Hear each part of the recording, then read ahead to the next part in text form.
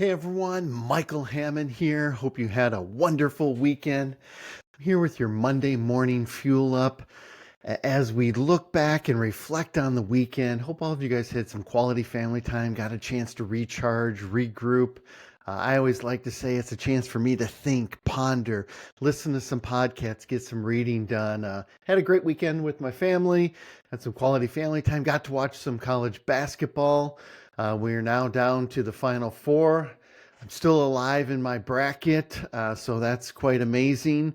And it's also only the second time in the history of college basketball that all four number one seeds have made it to the Final Four. So should be quite a great next weekend of college basketball. So it's March 31st. It's the end of the first quarter, 2025. Did you accomplish what you set out to do? Is there still work to be done? Are you further ahead? Are you further behind? It's time to kind of take a step back and evaluate. And as I look at the first quarter and a lot of the discussions, I had the opportunity to speak on a panel on AI at the ICE experience and just had some wonderful discussions. And as I was sitting at some of the tables for breakfast at ICE, I was talking to people, and here's what I continue to hear and see as it relates to AI in lending. One woman, she's like, oh, she was all excited. They're starting to use it in underwriting. One was using it in appraisal.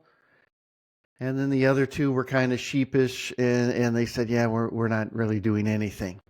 I was teaching a couple classes last week, and as we start diving into AI, what you see is one person was super excited and they're creating their own GPTs and they're trying to automate some of the loan input tasks and they're really leaning in and embracing it. And then what you also see was somebody in the class saying, I've logged into ChatGPT once. I really don't get it. I don't know how to use any of this stuff. And what I'm finding is the gap is widening. From a corporate perspective, companies that are leaning in are starting to gain a competitive advantage and it's starting to become significant. If a lender can price a loan $1,000, $2,000, $3,000 less because they are more efficient, they've streamlined, they've leaned in, and they're using AI more effectively, they're going to gain a huge competitive advantage. And if they can do that at scale without just having to throw people at it, you're going to see they're going to continue to have that distinct advantage in the marketplace. And I see that with individuals too. And I saw this great quote that really made me think of this. It says, don't let what you can't do interfere with what you can do. So maybe you're not ready to start creating GPTs. Maybe you're not ready to automate all the tasks. But you can start embracing and learning, how does AI work? What's the difference between Claude and Gemini and ChatGPT and Perplexity? Maybe you just need to start testing some of those. Maybe you just want to spend 5 minutes, 10 minutes, 20 minutes each day learning some of those different engines and just exploring those.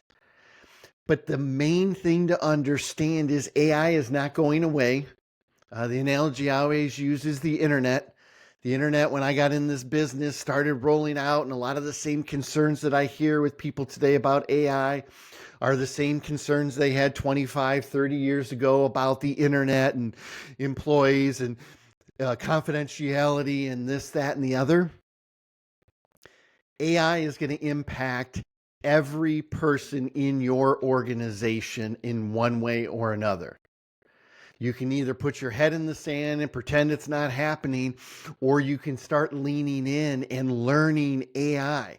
How are you going to work with your team on some AI initiatives if you're scared to try Perplexity or Chat or Claude and you don't really understand how those engines work and how large language models are transforming a lot of different aspects of your business? Or you don't know the difference between machine learning and AI and where the two intersect and how they connect.